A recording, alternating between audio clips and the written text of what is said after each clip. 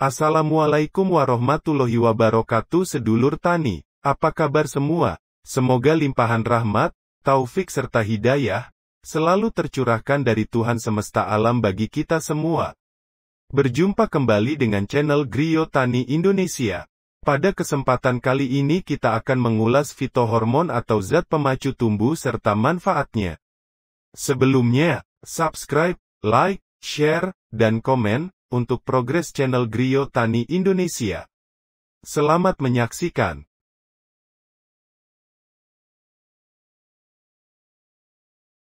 Hormon pemacu tumbuhan, atau fitohormon, adalah sekumpulan senyawa organik tapi bukan hara, baik yang terbentuk secara alami maupun dibuat oleh manusia, yang dalam kadar sangat kecil dapat mendorong, menghambat, atau mengubah pertumbuhan, perkembangan atau pergerakan tumbuhan.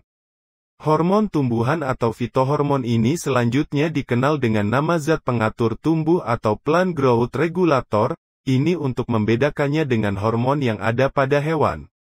Zat pengatur tumbuh, mempunyai peranan penting dalam proses pertumbuhan dan perkembangan suatu tanaman.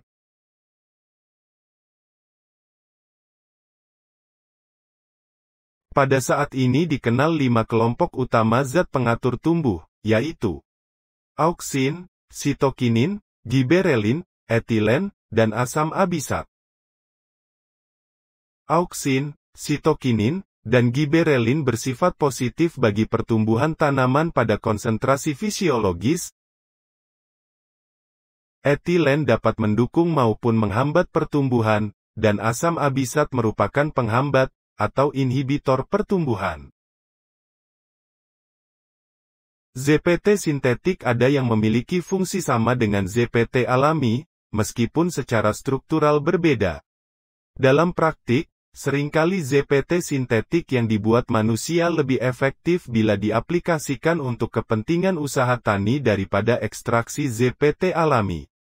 Yang jelas ZPT sintetik lebih praktis dalam aplikasi, dan kandungan ZPT-nya sudah diketahui dengan pasti, namun ZPT sintetis harganya jauh lebih mahal. Berikut adalah manfaat masing-masing hormon ZPT. Yang pertama, auksin. Hormon auksin merupakan ZPT yang berperan dalam perpanjangan sel pucuk, atau tunas tanaman. Selain memacu pemanjangan sel juga menyebabkan pemanjangan batang dan akar, peranan auksin lainnya adalah dengan mengkombinasikan auksin dan giberelin, ternyata dapat memacu perkembangan jaringan pembuluh, dan mendorong pembelahan sel pada kambium pembuluh, sehingga mendukung pertumbuhan diameter batang. Auksin mempengaruhi pertambahan panjang batang, pertumbuhan, diferensiasi dan percabangan akar, perkembangan buah, dominansi apikal, fototropisme dan geotropisme. Selain itu auksin atau indol asetik acid, sering dipakai pada budidaya tanaman. Antara lain untuk menghasilkan buah tomat, mentimun dan terong tanpa biji. Indol asetik acid juga digunakan untuk pengendalian pertumbuhan gulma berdaun lebar pada perkebunan jagung, dan memacu perkembangan meristem akar adventif dari stek mawar dan bunga potong lainnya.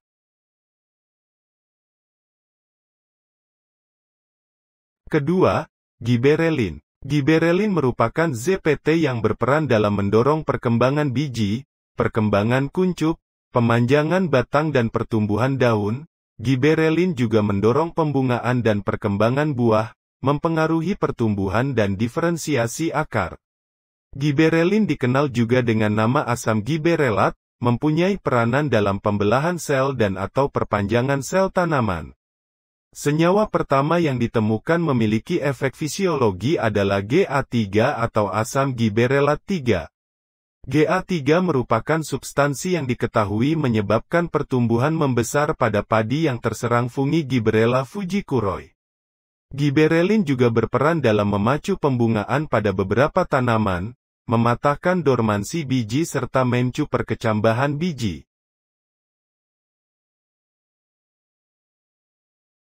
Ketiga, hormon sitokinin. Sitokinin berperanan dalam pembelahan sel atau sitokinesis, golongan sitokinin, sesuai namanya dapat merangsang atau terlibat dalam pembelahan sel. Senyawa dari golongan ini yang pertama ditemukan adalah kinetin. Sitokinin alami misalnya kinetin dan zeatin. Sitokinin alami dihasilkan pada jaringan yang tumbuh aktif terutama pada akar, embrio dan buah. Sitokinin yang diproduksi di akar selanjutnya diangkut oleh silem menuju sel-sel target pada batang. Kinetin banyak ditemui pada bulir jagung yang muda, sedangkan zeatin banyak ditemui pada air kelapa. Sitokinin berperanan dalam mempengaruhi pertumbuhan dan diferensiasi akar, mendorong pembelahan sel dan pertumbuhan secara umum, mendorong perkecambahan dan menunda penuaan.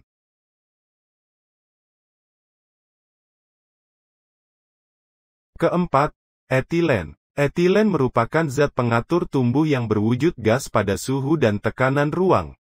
Etilen berperan dalam mempercepat pemasakan buah. Contohnya dengan pemeraman merupakan usaha untuk menaikkan konsentrasi etilen di sekitar jaringan buah, sehingga buah cepat masak.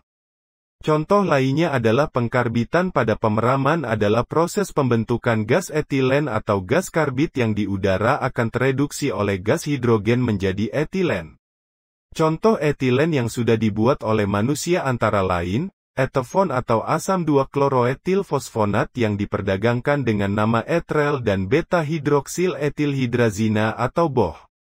Etilen juga dapat menyeragamkan pembungaan pada tanaman semusim, misalnya pada tanaman nanas.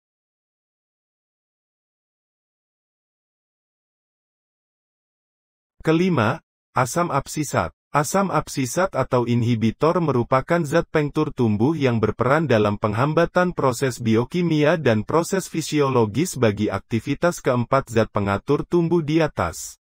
Secara alami inhibitor adalah asam absisat atau ABA, yang selanjutnya diproses menjadi metabolit ABA.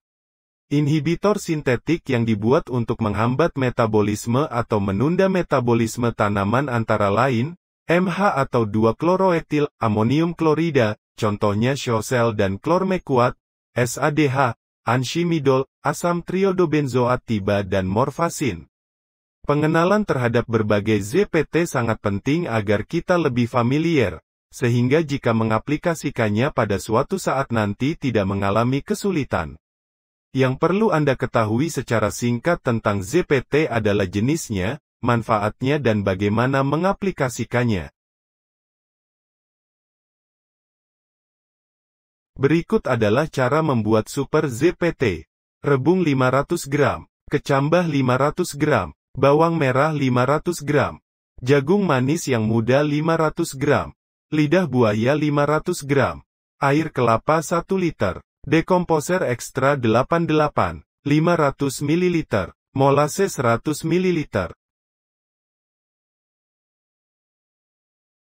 Langkah dan cara membuat super ZPT. Pertama, haluskan semua bahan dengan cara dicincang kemudian diblender hingga halus.